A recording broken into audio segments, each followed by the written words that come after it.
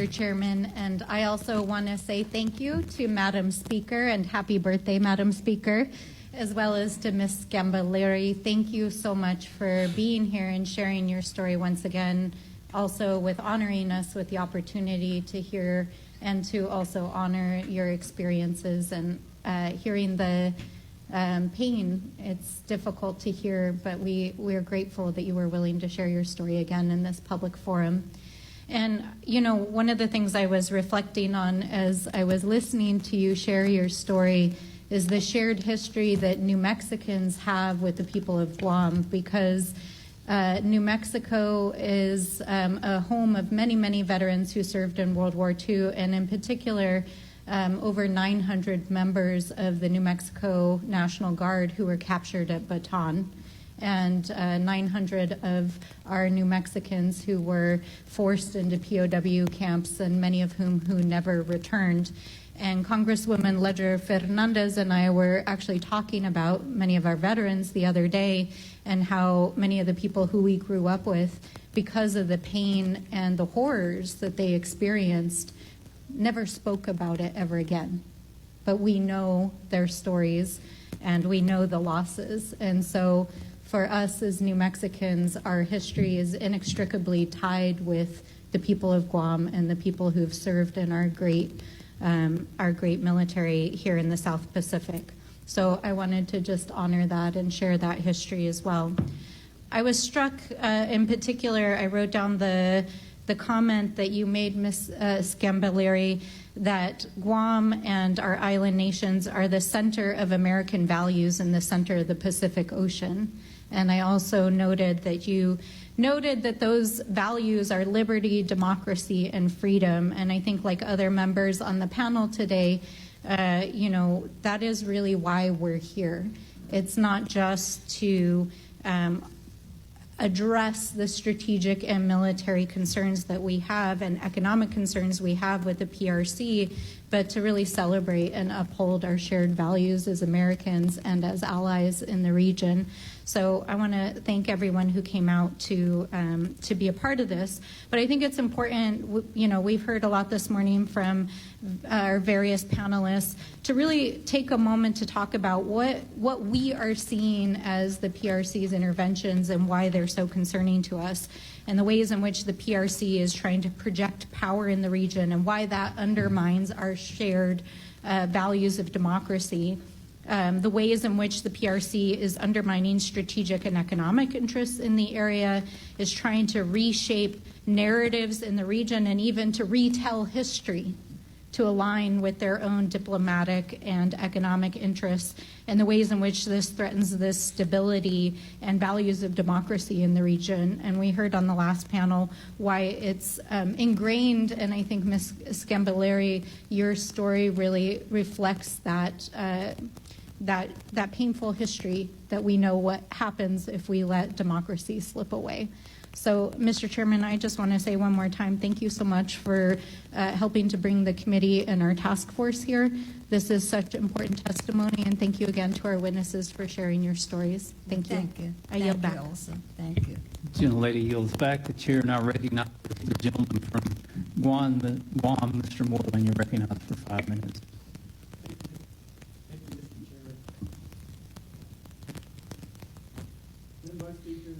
Happy birthday, and also to your twin sister as well. I want to thank you for highlighting the need for the expanded Coast Guard assets in Guam and within the region. So, of course, this is an issue I've been tracking for future legislative and administrative actions. And I believe it's an issue we can work together on moving forward. So could you please elaborate for the committee why this issue is so important for the people of Guam and for the Indo-Pacific region?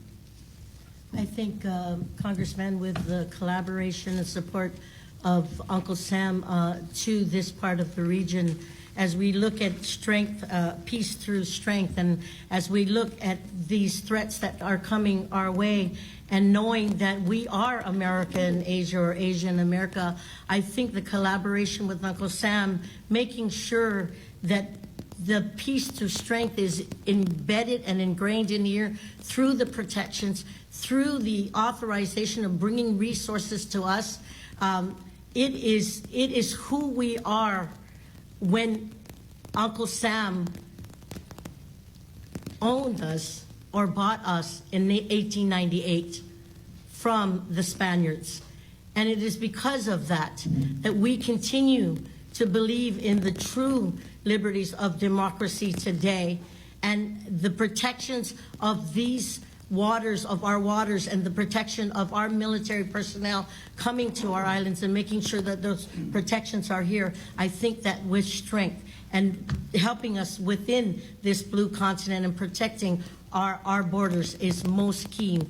And I think that's why we need to have Uncle Sam here in this region. Thank you. Just a quick question, one more for you, Madam Vice Speaker. Could you speak on the benefits of granting SSI benefits to both Guamanians and FAS migrants? I think as Americans, parity should be shared, and what is given with the folks in the national level should be shared here. You talked about one America. You talked about not us versus them. You talked about us as one family. And I think that when benefits are provided to one, they should be provided for all who call America a part of their family. Thank you. And for my final question, Mrs. Scambaluri, thank you for your testimony. And could you please talk a little about the position you think Guam would be put in if we did not have the U.S. military presence that we do now? I have lived through a conflict in Guam before, and it was the scariest time of my life. I am worried that this will happen again. If Guam is not given the proper attention by the U.S. military. Thank you, Mrs. Scambaluri. That was well said. I really do appreciate and thank you for sharing with us here today. Thank you, Congressman. Mr. Chairman, I yield back. The gentleman yields back. The chair recognizes the gentlelady from Wyoming, Ms. Hageman. You're recognized for 5 minutes.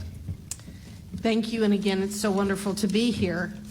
Earlier this summer, as the chairman of the Subcommittee on Indian and Insular Affairs, I was invited to speak at the ceremony for the 79th anniversary of the liberation of Guam in Washington, D.C.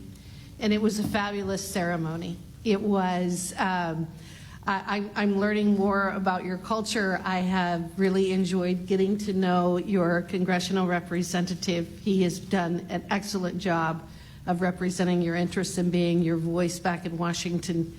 And Ms. Scambaluri, listening to you talk about what it meant when you saw those soldiers landing on Guam 79 years ago, and you said that this represented for you liberty, democracy, and freedom. And I do think that those are the words that describe what the United States has always aspired to be, not only for all of us who are Americans, but for others around the world, as we have liberated other areas as well, as we have gone through the scourge of things like World War I and World War II. And now we are facing what has been referred to several times today as an existential threat. And we know what that existential threat is, and it is the PRC. It's the Chinese Communist Party. And they have made no bones about what their intent is. In fact, they have been in South Africa most recently talking about their efforts to displace really what for so many of us is embodied in those words, the liberty, democracy, and freedom. And all we need to look at is what has happened in Hong Kong over the last couple of years.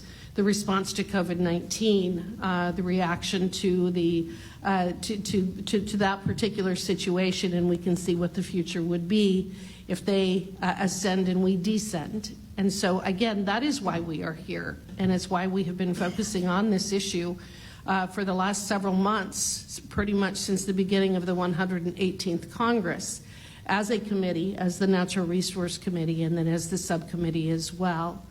One of the things that has been of great concern to me is related to the PRC's illegal, unreported, and unregulated fishing, or the IUU, practices in the vicinity of Pacific Island countries. And Ms. Barnes, just very quickly, I'd like to ask you a couple of questions about the impact that that has had on Guam and will continue to have. These actions show that the PRC not only disrespects the sovereignty of these islands, but it is a significant national and international security threat. How has the PRC's IUU fishing impacted the economy of Guam and the livelihood of your citizens? When you take away from the livelihoods of the community, you take away the very vital strength for them to survive. That threat is real, and we need the support coming from Uncle Sam. I want to share with you, not too long ago in the 35th Guam Legislature Speaker, I did receive a call from the ambassador of China saying that I should advocate for a One China plan. And I said, way above my pay grade, this is not right.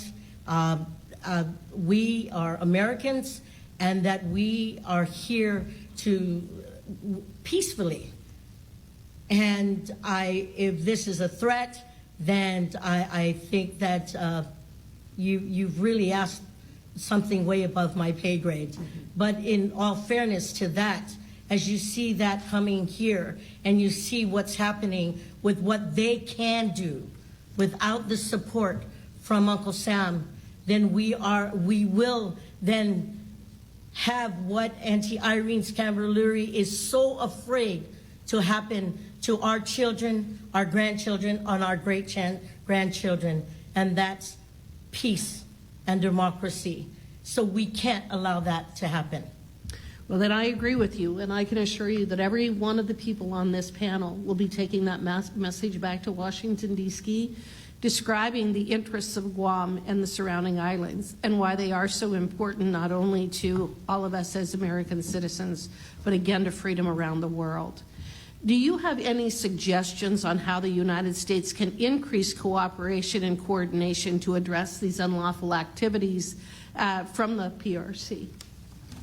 I think a full collaboration with our brothers and sisters of the Blue Continent is very key and important. I think as we come together as one big Blue Continent and having over 212 million miles, I think we have a big block of people who believe in freedom and democracy. And it starts with bringing all of us together and sharing in the principles and the values and the equipment and the resources that it needs to protect the freedoms that we have today. So that pure collaboration is strictly, needed. I just want to say how inspiring it is to sit here and listen to the folks from Guam describe their patriotism and what they're fighting for and what their vision of the future is. And I want to thank you from the bottom of my heart to be able to participate in this. And with that, I yield back. Thank you. Gentlelady yields back. The chair now recognizes the ranking member, Ms. Ledger Fernandez, for 5 minutes. Thank you so much, Chair. Mrs. Gambelluri, what powerful words you shared with us, what powerful story you shared with us. And the fact that you are sharing this story, which you yourself said hurts every single time you have to say it, that describes the love that you have for your Guam, the love that you have for the United States of America, the love that you have for peace and freedom and liberty. And I thank you so very much for sharing that love with us today. It was beautiful and it touched us. Thank you ever so much. Thank you. God bless you all. And God bless you as well. God bless you as well. I wanted to really thank you, Madam Vice Speaker and formerly Speaker, for sharing the importance of treating equal as equal. So that if you are an American citizen who resides in Guam, that you will receive the same treatment as an American citizen residing in New Mexico. I think that was very important for us to realize that, especially given the high participation and the patriotism that the people of Guam show in serving And can you talk a little bit more about the importance of having reliable VA services and medical services here in Guam? Thank you very much, Congresswoman Fernandez. We are thousands and thousands of miles away where expertise and specialties of medical need and what have you, mental issues, all that are needed. We are so far away. And with the little resources that we have here, we have to travel and spend so much money. Don't have to go far. I said earlier, my husband had a very rare lung disease and needed a transplant, and the specialty is not here. We have great doctors here, but we do not have that specialty. And we had to pay, and having to go through the bureaucracy of not just the paper pushing, but the literally telling the story over and over and over again. The veterans here will tell you they don't know who else to turn to. We have done nonprofit organizations to help fill out forms, to help get from one agency, federal agency, to another, sometimes to no avail. We need better collaboration. We need a veteran clinic that is fully staffed. We need workers that can help our veteran families here, because we believe in freedom and we believe in protecting who we are as Americans. And yet, a lot of times we feel that when needing the help back, that support is not provided to us. Right, and I think it is important that when we say the words, "Thank you for your service," that we must back up those words with providing you with the services that you have earned and deserved. Because if we're going to say the words, mean it when you pass legislation, when you pass appropriations to fund the VA at that level.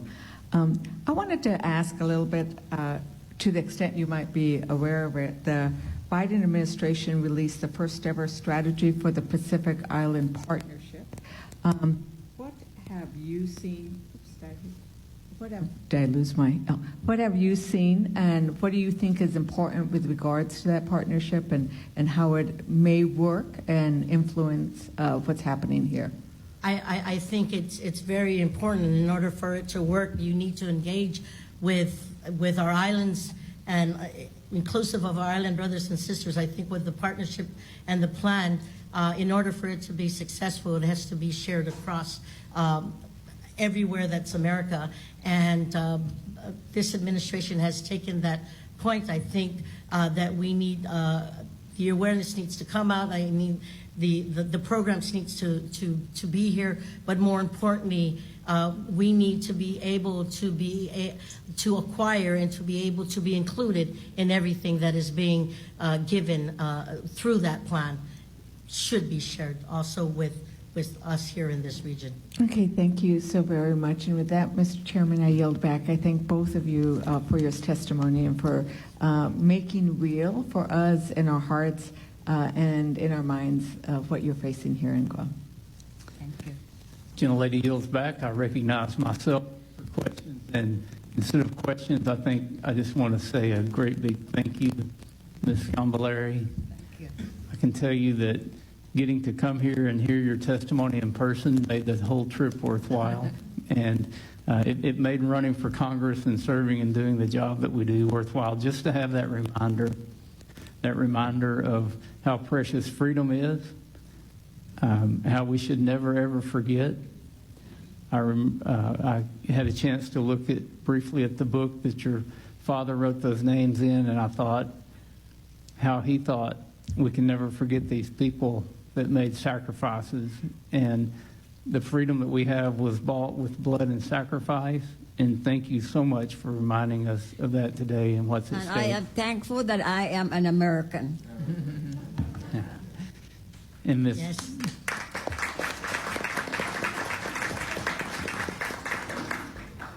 And Ms. Barnes, thank you for your service and for the same passion that we see from both of you, a passion for what we have and where we've come from, and a passion for where we're going. And as I think about December the 7th, 1941, and December the 8th, 1941, I often think not about those days, but maybe 10 years before that. And if those members of Congress that were serving in the 1930s could go back, what would they have done different that could have possibly have avoided what we saw through the Second World War? And I think that's something that we, as leaders, we have to ask ourselves today, is what can we do to maybe prevent another atrocity like happened back then? And, you know, personally, I think that we do see peace through strength, that we have to project strength and resolve. And Ms. Barnes, it's up to you and me and the others at this table now to make those decisions. What do you think we can do as Guam, as Americans, as Congress, to strengthen our position here, to show that resolve, and to hopefully avoid something like we've had to experience in the past? What are the main things that you're looking for from Congress where you want to partner with us to make that happen? I think presence is key. Presence is key. Resources is key. Collaboration is key. And most importantly, making sure that what America gets, Guam and the islands of the Blue Continent get. Thank you. And with that, we'll conclude our testimony and our questions. Members of the committee may have some additional questions for the witnesses, and we will ask you to respond to those in writing. Under Committee Rule 3, members of the committee must submit questions to the committee clerk by 5 p.m. on Tuesday, August 29th, 2023. The hearing record will be held open for 10 business days for these responses. Again, thank you to our witnesses. If there's no further business, without objection, the committee stands adjourned.